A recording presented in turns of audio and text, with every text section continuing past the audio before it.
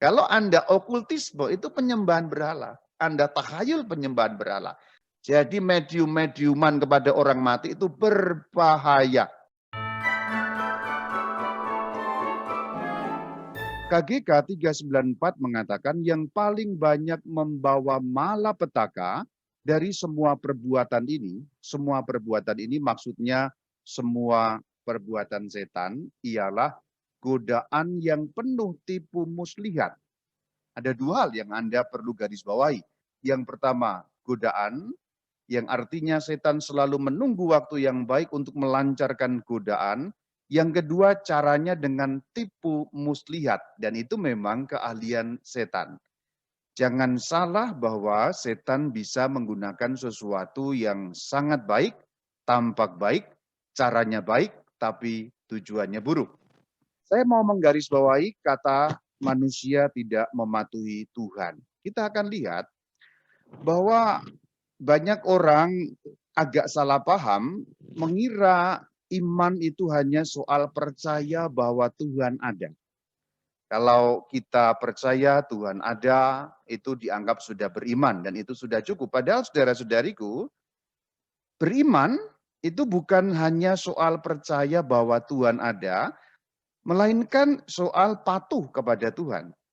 Jadi kalau Anda percaya bahwa Tuhan itu ada, Anda percaya bahwa Yesus Kristus penyelamat, tetapi Anda tidak patuh kepada Yesus Kristus, Anda tidak pernah bisa disebut orang beriman. Kita bisa melihat dalam surat Yakobus pada pasal yang kedua ayat yang ke-19. Engkau percaya bahwa hanya ada satu Allah saja, itu baik.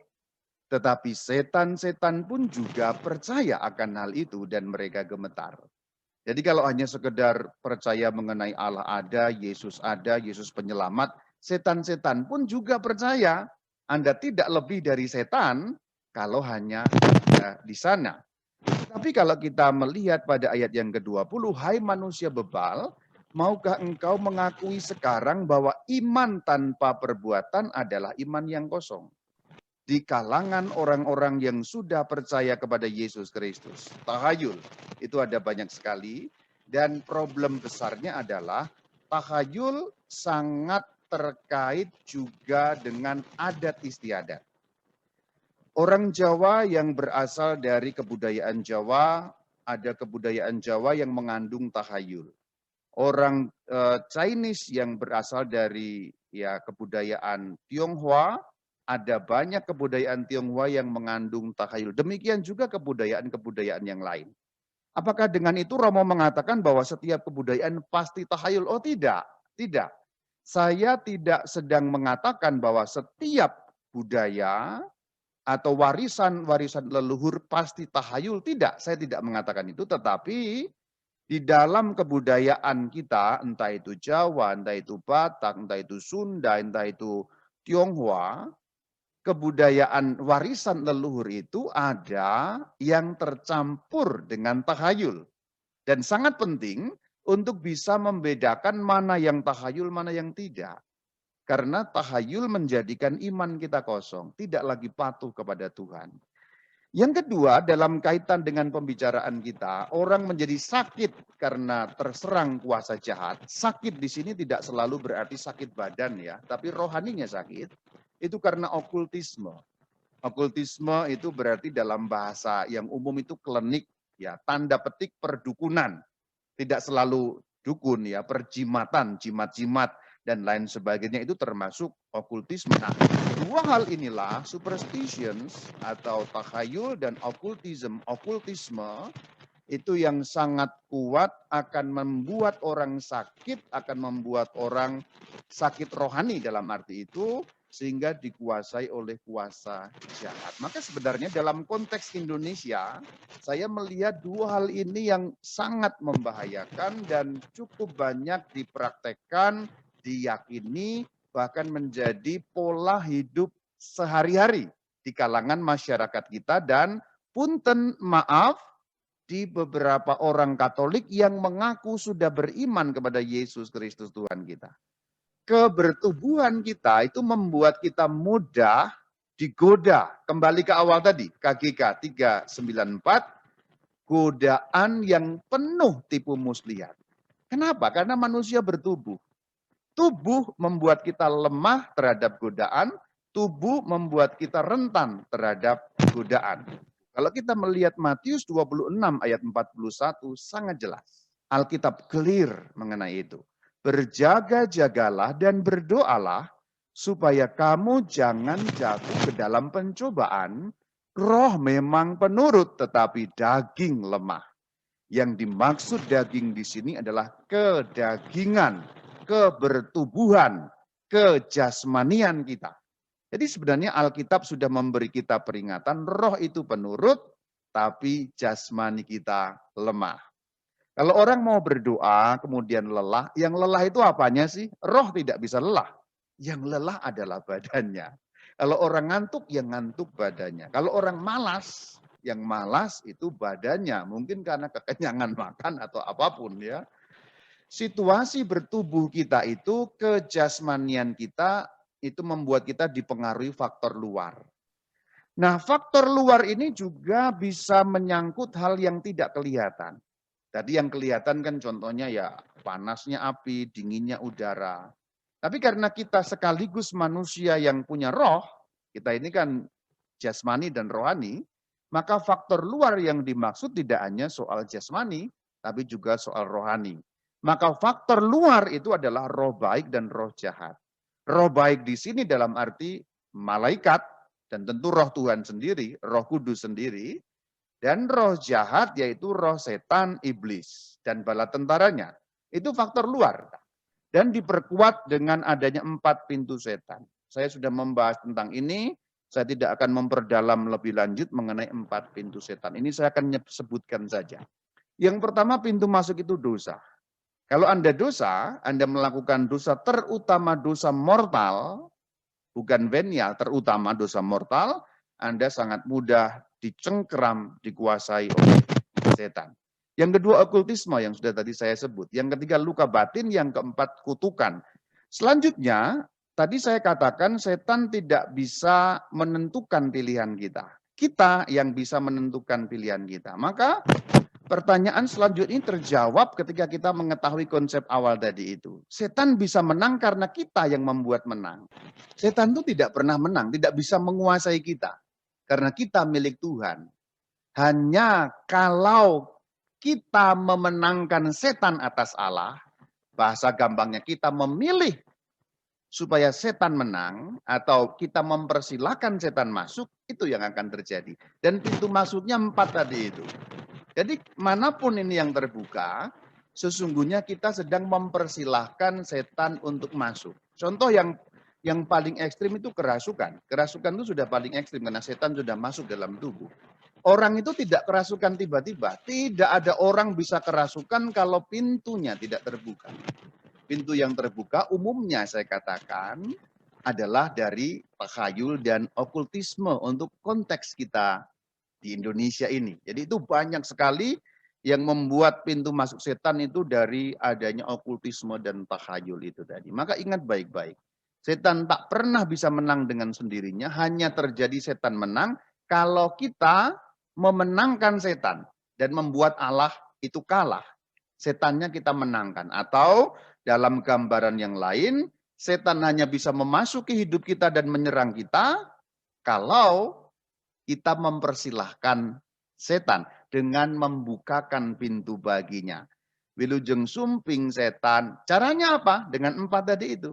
Begitu Anda buka salah satu atau 2 atau 3 atau keempat-empatnya, Anda seperti sedang mengatakan, selamat datang setan. Menanglah wahai setan. Nah terutama okultisme ini yang berdampak kontaminasi. Apa itu maksudnya kontaminasi? Mudah menular kepada keluarga yang terdekat. Jadi misalnya saya kasih tahu ya, okultisme itu contohnya orang pergi ke Gunung Kawi umpamanya ya, pakai jimat, pakai mantra-mantra, pakai pesugihan untuk usahanya, dia datang ke apa saja, namanya apapun lah. Ini bukan dukun, ya apapun lah itu. Kemudian diberi syarat-syarat ini dan itu, yang kemudian itu menjadi takhayul, dari okultisme menjadi tahayul, atau sebaliknya dari tahayul nyambung ke okultisme, itu bisa berdampak bagi suami atau istri atau anak dan sampai kepada cucu, keturunan ketiga dan keempat. Jadi sebenarnya okultisme itu sangat berbahaya karena itu kontaminasinya kuat sekali, nyambung kepada orang-orang terdekat kita. Saya akan bahas satu persatu jenis-jenisnya apa. Maksudnya adalah yang membuat setan bisa masuk dalam hidup kita.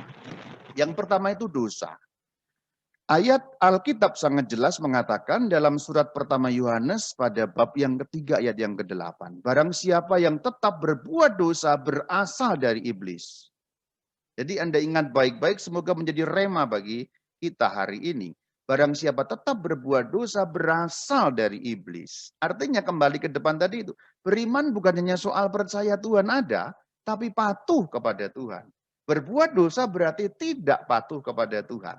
Nah itu saudara-saudari.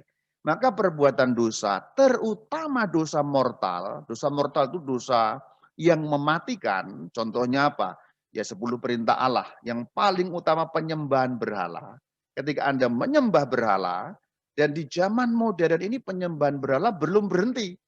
Jangan mengira bahwa penyembahan berhala itu hanya ada di Alkitab. Dalam kitab Keluaran, menyembah lembu emas dan seterusnya pada zaman kuno, tidak. Kalau Anda okultisme itu penyembahan berhala. Anda takhayul penyembahan berhala. Itulah kenapa setiap kali malam Paskah, kalimat-kalimat awal sebelum kita pembaharuan janji baptis, kemudian menyalakan lilin dan sebagainya itu, kalimat awalnya apakah Anda menolak setan? Setannya ditolak dulu, takhayulnya juga termasuk. Ulangan 18 ayat 10 mengatakan, jangan didapati seorang pun yang mempersembahkan anaknya, laki-laki atau anaknya perempuan sebagai korban dalam api. Zaman sekarang sudah nggak ada aroma kayak gini, ada. Itu yang namanya tumbal. Mungkin tidak sama persis bentuknya. Ulangan mengatakan korban dalam api, karena memang pada zaman kuno disembelih, dilempar dalam api sebagai korban bakaran. Itu pada zaman kuno. Tapi sekarang mungkin orang tidak langsung membunuh anaknya, tetapi itu dipersembahkan sebagai hubungan dengan kuasa jahat dengan yang namanya perjanjian darah. Nah, perjanjian darah berarti melibatkan darah. Entah darahnya sendiri, entah darah anaknya, entah darah istri atau suaminya, keluarga yang terdekatnya, yang berada dalam wilayah tanda petik kekuasaannya. Jadi mempersembahkan keluarga atau anak, laki-laki, perempuan, atau istri, atau suami, sampai sekarang masih ada. Itu yang namanya tumbal. Kalau orang pengen kekayaan, nanti ada yang ditumbalkan sebagai syarat. Bisa nyawanya sendiri, bisa nyawa anaknya, dan lain sebagainya. Masih eksiskah Romo sampai zaman modern ini? Masih, saudara-saudari. Kalaupun Anda yang mendengarkan tidak pernah melakukan, puji Tuhan. Tapi kalau Anda pernah melakukan, segeralah bertobat, karena ini dosa melawan perintah yang pertama, yang berarti apapun yang Anda lakukan kemudian tidak lagi dalam iman. Tadi itu, karena iman soal kepatuhan. Kemudian atau seorang yang menjadi petenung, peramal. Nah, ramal-ramal ini nggak boleh ya. Penelaah, penerawangan ya. Telaah berarti menerawang masa depan. Penyihir, petenung itu berarti soal-soal santet dan seterusnya. Pemantra, memantra-mantra. Bertanya kepada arwah atau kepada roh peramal. Nah ini pada ayat yang ke-11 ini, ulangan 18 ayat yang ke-11 ini, sampai sekarang orang Katolik juga masih ada yang melakukan. Itu terjadi umumnya kalau anggota keluarganya meninggal. Bisa tanpa sadar, bisa karena bingung, bisa karena sangat sedih dan lain sebagainya. Aduh, mamaku gimana ya di alam sana? Oh, itu Ci, ada yang bisa lihat katanya. Bisa menghubungi mama, Ci. Lalu orang Katolik juga kok, Ci. Ini agamanya Katolik, doa-doanya Katolik kok. Bapak kami salah Maria, enggak apa-apa. Nah, ini berarti berhubungan dengan arwah orang mati. Nah, kalau Anda pernah melakukan, saya katakan terimalah sakramen tobat, menyesallah dan berbaliklah kepada Allah. Sebab saat Anda ada yang meninggal, Anda ingin tahu bagaimana nasibnya, Anda bertanya ke sana ke sini, katanya kepada orang yang bisa melihat ini dan itu, arwah dan sebagainya, bertobatlah. Dan di dalam ilmu demonologi berarti ilmu mengenai setan dan eksorsisme, bertanya kepada arwah itu tipu muslihat yang paling banyak memakan korban. Karena orang Katolik tidak paham ajaran Katolik bahwa ketika orang meninggal detik itu juga langsung diadili. Itu sangat jelas. Jadi kalau yang bisa berhubungan dengan arwah, ngomong dengan arwah, tahu bisa ngobrol, oh itu dengan engkong saya, itu bukan engkong Anda, tapi setan yang menyamar sebagai engkong Anda. Nah itu bertanya kepada arwah itu dilarang dalam Alkitab karena apa? Karena itu membuat tipu muslihat setan bekerja dan Anda ditipu mentah-mentah. Nanti engkong berpesan ini, berpesan itu bukan engkong Anda saudara. Itu setan yang menyerupai engkong Anda. Nyatanya ini kok Romo, nyatanya dia tahu semuanya, betul. Karena setan itu kan hidupnya kan bukan hanya 60 tahun, 70 tahun seperti manusia. Engkong Anda belum lahir, setan sudah ada. Jadi dia tahu, roh itu pengetahuannya jauh melebihi kita. Dalam bahasa gampang, makhluk rohani. Makhluk rohani berarti malaikat yang jatuh ke dalam dosa namanya setan. Saya pakai istilah, tanda petik, yang paling bodoh sekalipun, makhluk rohani yang paling bodoh sekalipun, itu jauh-jauh lebih pintar daripada manusia yang paling pintar sekalipun. Karena mereka tidak terbatas oleh tadi itu, kebertubuhan. Jadi Anda jangan sampai heran atau jangan sampai ditipu. Anda ditipu mentah-mentah kalau ada yang meninggal Anda menghubungi. Kalau pernah melakukan, itu bagian yang membuat Anda melawan perintah pertama, berarti Anda jatuh dalam penyembahan berhala. Termasuk jimat-jimat datang pada orang pinter atau orang apapun. Istilahnya di Indonesia ini macam-macam. Dan seringkali jebakannya adalah, nggak apa-apa kok ini Katolik. Emang lo pikir kalau Katolik itu nggak bisa melakukan okultisme, penyembahan berhala? Bisa. Tadi itu loh. Karena iman orang kadang-kadang hanya percaya, tapi tidak patuh. Iman yang benar itu patuh. Karena percaya, setan pun percaya. Kita sudah buka tadi ayatnya, Alkitab jelas sekali kok. Beriman. Ya, beriman itu apa? Patuh. Nah itu loh. Nah ketika ini orang Katolik dan tidak patuh, apakah kemudian bisa mendatangkan kuasa setan? Sangat bisa. Sangat bisa. Dan ingat baik-baik, setan begitu terbuka pintunya, dia akan mencari kesempatan terus untuk makin melebarkan pintunya, sehingga makin leluasa menyerang Anda. Ingat baik-baik, tidak ada orang diserang setan kebetulan, setannya iseng atau apa, tapi pernah ada sejarah yang panjang atau yang pendek atau yang dari dulu atau yang baru-baru membuka pintu masuk setan. Dan okultisme sangat banyak terjadi. Lihat, meminta petunjuk kepada orang-orang mati. Engkong pesennya apa, Kong? Popo pesennya apa, Popo? Pak D, tolong Pak D, pesen apa Pak D? Melalui medium. Jadi medium-mediuman kepada orang mati itu berbahaya. Siapapun itu. Katolik sekalipun. Karena orang yang mengaku sebagai medium-medium tadi itu, dia sedang ditipu mentah-mentah oleh iblis. Bahasa Jermannya, bahasa Sundanya, dibobodo. Jadi menjadi bodoh, orangnya nggak ngerti apa-apa. Seperti kebo, dicucuk hidung, dan Anda percaya kepada kebo-kebo seperti itu. Medium-medium seperti itu yang bertanya kepada arwah, meminta petunjuk kepada orang-orang mati. Kok mimpi ya? Waduh, mimpi ini artinya apa? Tolong tanyakan pada Pak D yang sudah meninggal itu. Lalu medium mulai apa? Lalu dia, oh ini Pak D pesan begini. Anda pesan begini, tante yang sudah meninggal pesan begini. Nah itu namanya medium dan itu kekejian di depan hadirat Allah. Kita jelas sekali, Alkitab clear sekali. Alkitab itu jelas mengenai itu semua. Dan sayangnya ayat-ayat ini diabaikan oleh kita. Cukup banyak ya. Semoga yang ada yang mendengar tidak ada. Tapi sekali lagi kalau Anda ada yang mendengar, bergegaslah, berbalik pada Tuhan. Jangan sampai Anda jatuh ke dalam penyembahan berhala. Ayat 12 mengatakan hal-hal tadi itu kekejian bagi Tuhan. Kenapa disebut kekejian bagi Tuhan? Karena masuk dalam kategori penyembahan berhala. Luka batin soal pengampunan tidak saya bahas langsung karena saya akan fokus pada okultisme dan tahayul tadi itu. Kemudian kutuk itu juga sudah bahas juga di dalam video-video saya di channel Katkit. Selanjutnya yang dapat menjadi rema bagi kita juga adalah surat Efesus pada bab yang keempat ayat ke-27. Janganlah beri kesempatan kepada iblis. Jadi maksudnya apa? Jangan beri kesempatan kepada iblis. Jangan sampai salah satu dari 4 pintu tadi, atau 2, atau 3, atau malah semuanya Anda buka. Karena begitu Anda buka salah satunya, nanti akan makin kacau. Jadi jangan pernah beri kesempatan kepada iblis. Dan dalam budaya kita, iblis masuk melalui takhayul dan okultisme itu yang sangat gampang.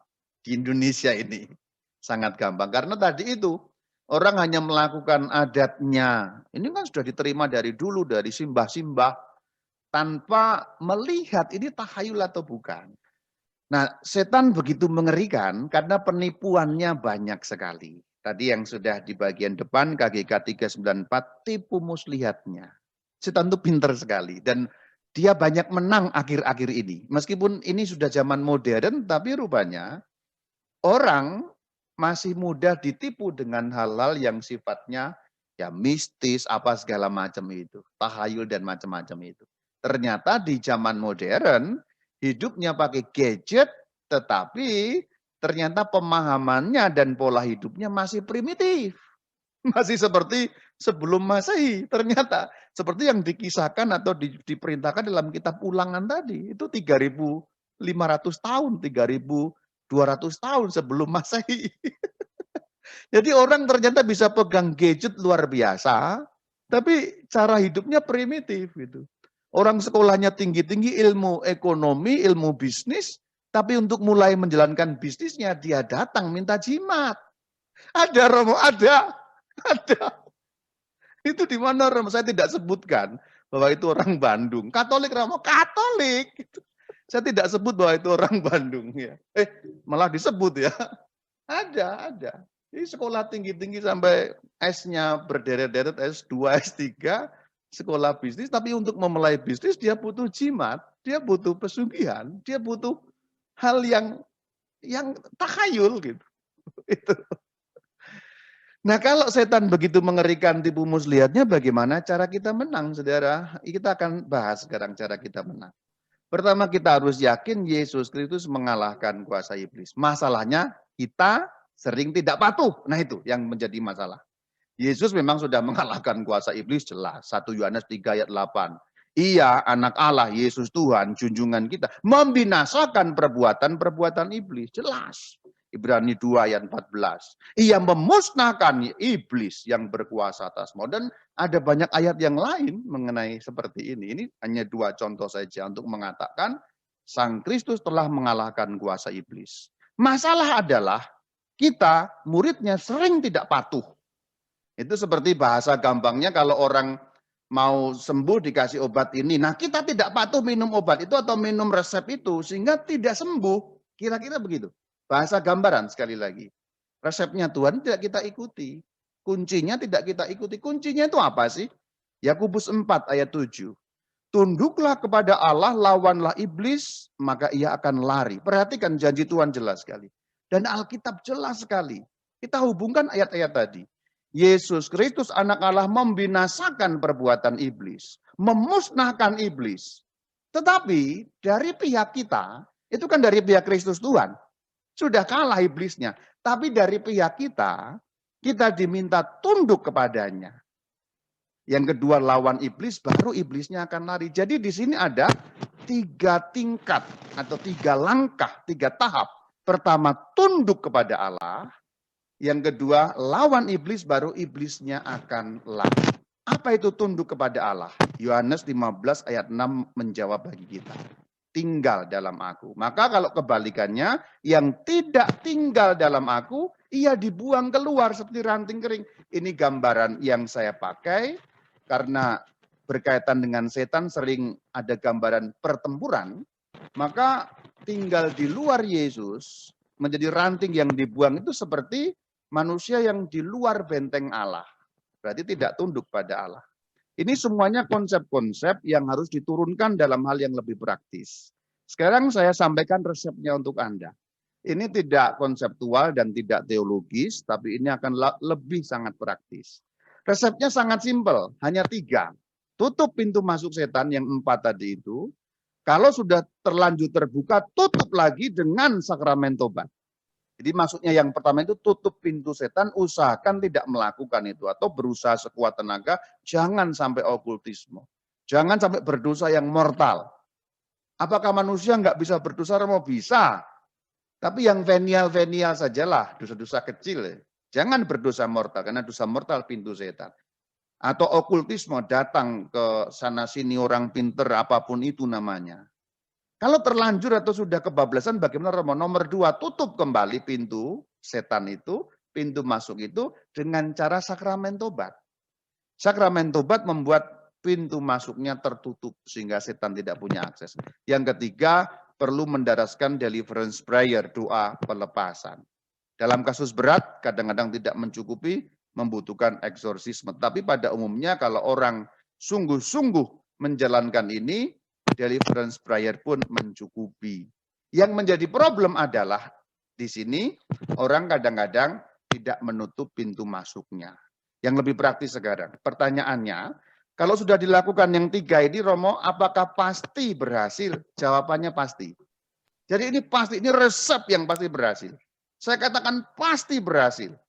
Tapi memang permasalahannya ada di pertama. Di bagian pertama, itu orang bermasalah. Untuk orang terima sakramen tobat itu kan orang tahu caranya.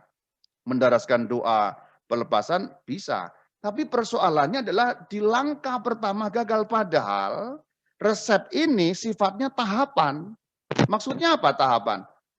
Ya seperti undak-undakan. 1, 2, 3 itu urut. Anda tidak bisa langsung nomor 2 karena harus lewat nomor 1. Kalau nomor 1 tidak dilakukan, Anda tidak bisa lewat untuk mencapai nomor 2. Kalau Anda tidak bisa menutup pintu setan, Anda tidak bisa terima sakramen tobat. Karena sakramen tobat, orang harus bertobat. Orang tidak melakukan perdukunan, baru orang bertobat. Kalau Anda menerima sakramen pertobatan, Anda pengakuan dosa, tetapi Anda tetap masih pasang jimat, Anda belum bertobat. Anda hanya simulasi bertobat. Ini tahapan. Maka kalau nomor 1 tidak bisa Anda lakukan, nomor 2 tidak bisa. Jadi ini persoalannya di sini. Persoalannya banyak orang adalah, terutama okultisme dan tahayul tadi itu. Sehingga tidak bisa melangkah ke nomor 2 dan nomor 3, karena nomor 1 tidak bisa dilakukan. Maka resep ini seakan-akan menjadi gagal karena orang tidak mau melepaskan okultisme dan tahayul tadi itu. Maka ini menjadi seperti tidak punya daya. Nah gitu. Saya sekarang beri contoh kasus. Contoh kasus tadi ini yang berkaitan dengan 3 langkah tadi. Langkahnya itu sangat simpel, sangat simpel. Cuma orang terganjal di nomor 1 itu loh. Masalah itu banyak di situ. Di sini saya juga mau ceritakan dulu bahwa konsep kita Gereja Katolik mengusir setan itu bukan seperti bayangan Anda seperti di film-film. Romo datang, bus, sembuh, setannya pergi. Bukan itu. Karena semua orang yang dibaptis dalam nama Allah Tritunggal menjadi pengikut Yesus mampu mengusir setan. Seorang Romo, seorang presbiter, pastor itu memberi langkah-langkah. Anda bisa mengusir setan? Bisa. Hanya masalahnya nomor 1 itu masih melekat pada Anda. Sehingga Anda tidak bisa mengusir. Karena apa? Anda membukakan pintu bagi setan kok gitu loh. Jadi itu yang sering terjadi itu di situ. Nah sekarang saya juga mau memperbaiki pemikiran banyak orang. Kalau kita sembuh dari kuasa jahat, tujuannya itu pertobatan. Pertobatan. Bukan setannya pergi loh. Setannya pergi itu hanya efek. Kalau Anda bertobat, setan pasti pergi. Karena apa tadi itu? Jelas sekali. Tunduk pada Allah. Lawan iblis, iblisnya lari. Jadi kalau Anda bertobat, otomatis itu iblisnya pergi. Jadi sebenarnya pengusiran setan, apa itu deliverance prayer, apa itu exorcism dalam gereja Katolik, tujuannya itu pertobatan orang. Maka ada sakramen tobat di sana. Dan sakramen tobat itu jangan dipahami secara mekanis. Mekanis maksudnya, asal saya masuk ke ruang pengakuan, saya mengucapkan, saya pasti diampuni dosanya. Itu pasti, tetapi kalau ada sesal. Orang bisa mengucapkan saya berdosa begini, begini, begini, tanpa menyesal loh. Itu namanya formalisme. mekanis tadi itu. Sakramen tobat kan tidak begitu karena Anda sedang bicara kepada Tuhan, toh. Tuhan tahu segala sesuatu. Jadi Anda bisa masuk ruang pengakuan tanpa bertobat itu bisa. Nah ini masalahnya. Nomor satu itu masalah sekali. Saya beri contoh kasus. Ini ada beberapa yang seperti ini. Dan ini memang saya bersinggungan langsung dengan ini ya. Supaya praktis ya, tidak ngomong tentang teologi lagi.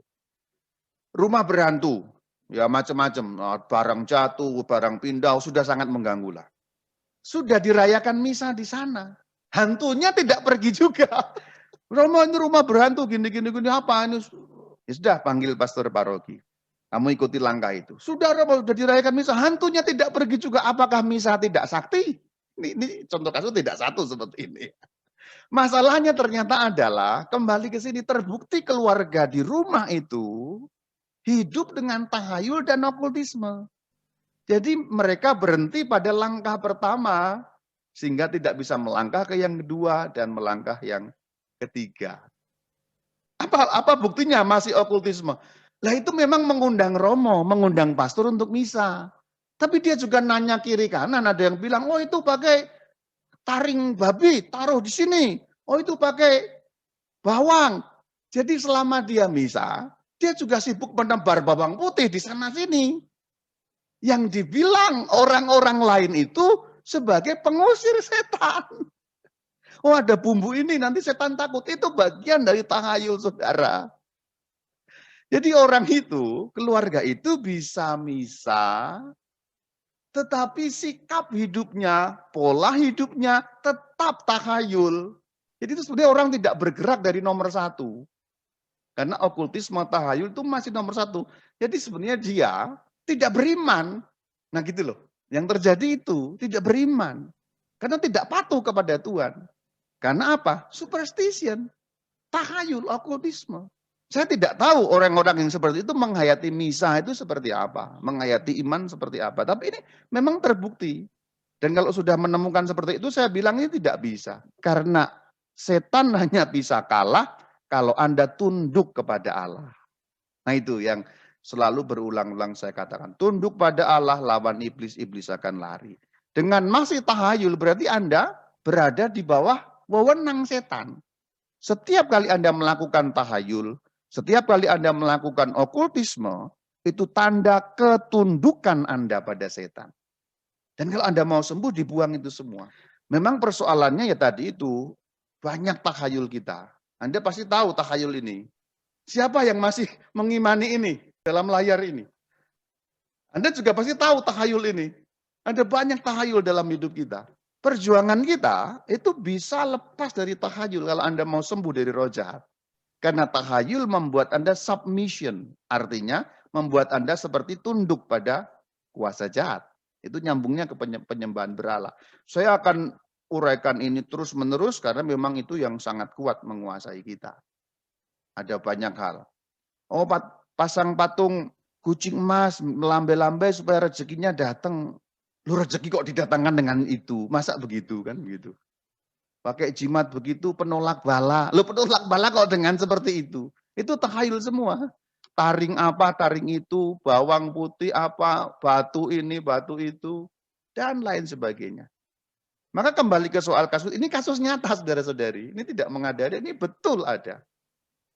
Tidak ada yang bisa dilakukan ketika nomor satu tidak dibereskan. Obrolan kita akan saya fokuskan kalau Anda mau sembuh dari kuasa jahat, tipsnya hanya 3 tadi itu. Dan perjuangan kita yang paling berat dalam konteks Indonesia itu nomor 1. Kalau Anda belum bisa membebaskan dari tahayul, okultisme tadi itu, berarti belum bisa menutup pintu masuk setan, Anda belum bisa melangkah ke pertobatan. Tadi dalam keluarga tadi itu, dia misa. Dia pikir kalau dengan misa otomatis setannya pergi. Bagaimana setan bisa pergi? Kalau keluarga itu mempersilahkan setan itu masuk di rumah. Lu kok gitu Romo? Iya. Dengan Anda takhayul, dengan Anda okultisme, berarti Anda mengatakan silahkan setan masuki rumah saya, masuki keluarga saya, dan silakan membuat kerusakan yang kamu inginkan di dalam rumah ini. Itu yang Anda lakukan. Memang kadang-kadang saya juga bingung. Bingung dalam arti mau dibantu, tidak bisa. Karena memang di sini konsepnya adalah pertobatan itu. Pertobatan nomor 1. Maka langkah kedua sakramen tobat setelah nomor 1 bisa Anda bereskan. Karena pertobatan, sakramen tobat berarti itu kan mohon pengampunan kepada Allah. Pertobatan itu kan 3 langkahnya. Nomor 1 Anda mengakui itu salah. Ada loh yang tidak mengakui itu salah dan menganggap Romo ini mengada-ada, itu kan warisan leluhur Cina begitu. Romo ini ngawur, mbah-mbah di Jawa itu begitu Romo. Betul. Tradisi itu kebudayaan, adat, ada yang baik, tapi ada yang tahayul dan tidak sedikit. Itu masalahnya. Nah, kemampuan kita membedakan tahayul dan enggak itulah yang penting sekali. Saya sebagai orang Jawa, saya harus belajar tentang kejawaan saya, sehingga saya tahu ini bagian ini tahayul, bagian itu tidak. Bagian ini tahayul. Anda sebagai yang Tionghoa misalnya, Anda juga pelajari iman Katolik, Anda pelajari kebudayaan Anda, sehingga Anda mengerti ini apa kalau dibuat seperti ini, tahayul atau enggak gitu. Anda orang Flores dan lain sebagainya, setiap budaya bisa berbeda-beda, tapi ada kemiripan-kemiripan. Jadi itu saudara-saudari. Persoalannya orang tidak tunduk pada Allah. Dan sangat jelas Alkitab katakan dalam kitab Keluaran 20 ayat 3. Jangan ada padamu Allah lain di hadapanku. Dan di zaman sekarang ini masih tetap Allah lainnya adalah superstition dan occultism. Tahayul dan okultisme itu masih menjadi Allah lain di dalam diri, dalam keluarga banyak orang juga yang Katolik. Dan saya bersyukur sesungguhnya di dalam keadaan yang seperti ini, PDPKK, misalnya sekarang saya memuji. Yang lalu saya pernah seminar, saya kritik PDPKK. saya di telepon banyak orang, oh, Romo mau kritik PDPKK. Ya namanya kritik ya bagus kan untuk perkembangan. Sekarang saya puji. Dulu pernah saya kritik, sekarang saya puji. Pujinya apa? Di antara berbagai macam kelompok di dalam gereja Katolik, kategorial lah namanya begitu, hanya sekurang-kurangnya yang saya tahu ya, hanya PDPKK yang eksplisit menyatakan harus membuang ini semua. Terutama di dalam proses ketika Anda mengikuti SHDR, bagian awal. Kan ada session itu, membuang jimat apa segala macam. Nah itu kalau diikuti sesungguhnya itu langkah nomor 1 tadi itu, menutup pintu setan.